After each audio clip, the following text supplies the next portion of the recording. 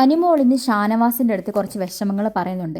ഇവരൊക്കെ എന്തിനാണ് എൻ്റെ അടുത്ത് ചെയ്യുന്നത്? ഈ ആദിലക്ക് എന്താണ് എൻ്റെ അടുത്ത് പ്രശ്നം? ഞാൻ എന്ത് തെറ്റ് ചെയ്തിട്ടാണ് അവൾ എൻ്റെ അടുത്ത് ഇങ്ങനെയൊക്കെ പെരുമാറുന്നത് എന്നുള്ള രീതിയിൽ.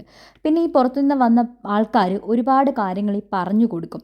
ആ ഒരു പ്രശ്നം വെച്ചിട്ട് ആ ഒരു ഇത് മൈൻഡിൽ വെച്ചിട്ടാണ് ഇവരെൻ്റെ അടുത്ത് ഇങ്ങനെ കാണിക്കുന്നത് എന്നുള്ള രീതിയിൽ അനുമോൾ പറയുമ്പോൾ ഷാനവാസ് പറയുന്നുണ്ട്, ഞാൻ മനസ്സിലാക്കിയത് വെച്ചിട്ട് ഒരു കാര്യവും ആരോടും പറയരുത്, ആരെയും വിശ്വസിക്കരുത്.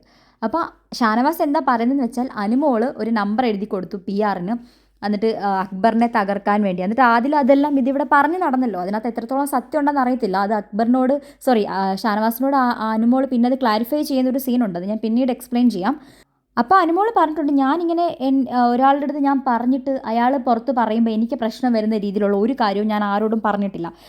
എനിക്ക് ബുദ്ധിമുട്ടുണ്ടാക്കാത്ത, അല്ലെങ്കിൽ എൻ്റെ വീട്ടിലെ കാര്യങ്ങളും, അല്ലെങ്കിൽ എൻ്റെ നോർമൽ പ്രശ്നങ്ങൾ, എൻ്റെ പാസ്റ്റ് അഫെയറിനെ കുറിച്ചൊക്കെ ഞാൻ പറഞ്ഞിട്ടുള്ളൂ. അതിവരിവിടെ പറഞ്ഞു നടന്നാലും എനിക്കത് വലിയ രീതിയിലൊന്നും അഫക്റ്റ് ചെയ്യത്തില്ല. അത് മാത്രമല്ല, അങ്ങനെ വലിയ രീതിയിൽ അഫക്റ്റ് ചെയ്യുന്ന കാര്യങ്ങളൊന്നും എനിക്കില്ല. കഴിഞ്ഞ ദിവസം അപ്പാനി എന്നെ ഒരു കാര്യം പറഞ്ഞിട്ട് ഭീഷണിപ്പെടുത്താണ്. നിൻ്റെ ഒരു കാര്യം ഞാൻ പറഞ്ഞു കഴിഞ്ഞാൽ നീ ഒരു മൂലയ്ക്ക് പോയി ഇരിക്കുമെന്ന്. അത് ഈ ആദില പറഞ്ഞ ആ പ്രശ്നമാണ്, PR-ൻ്റെ കാര്യം. അപ്പോൾ എനിക്കറിയത്തില്ല അവരെന്താണ് പറയുന്നത്. അപ്പോൾ അവരുടെ നിലനിൽപ്പിന് വേണ്ടി എന്ത് പറഞ്ഞാലും, എന്നോട് എന്ത് കാണിച്ചാലും എനിക്ക് യാതൊരു പ്രശ്നവുമില്ല. അവർക്കൊരിക്കലും എന്നെ തകർക്കാൻ പറ്റത്തില്ല. അവർക്ക് അസൂയാണ്. ഞാൻ ഇത്രയും ഈ ഒരു ലെവലിൽ നിൽക്കുന്നതിൻ്റെ ഉള്ള അസൂയ അവർക്ക് നല്ല രീതിക്കുണ്ട്. അവർക്ക് കിട്ടാത്തത് എനിക്കും കിട്ടരുതെന്നുള്ള കുശുമ്പാണ് അവർ.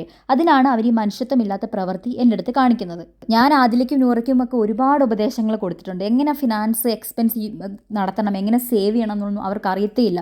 ഇതൊക്കെ ഞാൻ അവർക്ക് ഒരുപാട് എസ്സേ പോലെ പറഞ്ഞു കൊടുത്തിട്ടുണ്ട്. അതേപോലെ പല കാര്യങ്ങളും അവർ എനിക്കും പറഞ്ഞു തന്നിട്ടുണ്ട്. എങ്ങനെ ക്യാഷ് സ്പെൻഡ് ചെയ്യണം, ഉപയോഗിക്കണം എന്നുള്ളതൊക്കെ ഞാൻ അവർക്ക് പറഞ്ഞു കൊടുത്തപ്പം അതൊക്കെ കേട്ടിട്ട് അതിനൊക്കെ മൂളി അതെല്ലാം കേട്ടിട്ട് ഏറ്റവും നല്ല രീതിയിൽ എടുത്തിട്ട് അത് ഒരു പെർട്ടിക്കുലർ ടൈം ആകുമ്പം ഞാൻ പറഞ്ഞ കാര്യങ്ങളൊന്നുമല്ലാത്ത രീതിയിൽ വേറെ കാര്യങ്ങൾ വളച്ചൊടിച്ച് ആദില രാവിലത്തെ മോർണിംഗ് ടാസ്കിൽ എന്നെ പറഞ്ഞ് എൻ്റെ അടുത്തുനിന്ന് പഠിച്ചതെല്ലാം അവൾക്ക് ഞാൻ മാനിപ്പുലേറ്റ് ചെയ്യുമായിരുന്നെന്നും ഞാൻ അവളെ വേറെ പല രീതിയിലും ഉപയോഗിക്കുമായിരുന്നു എന്നുള്ള രീതിയിലാണ് അവൾ പറഞ്ഞുണ്ടാക്കിയത്. അപ്പോൾ ഷാനവാസ് പറയുന്നുണ്ടോ, അതിനുള്ളതെല്ലാം നിനക്ക് കിട്ടിയല്ലോ.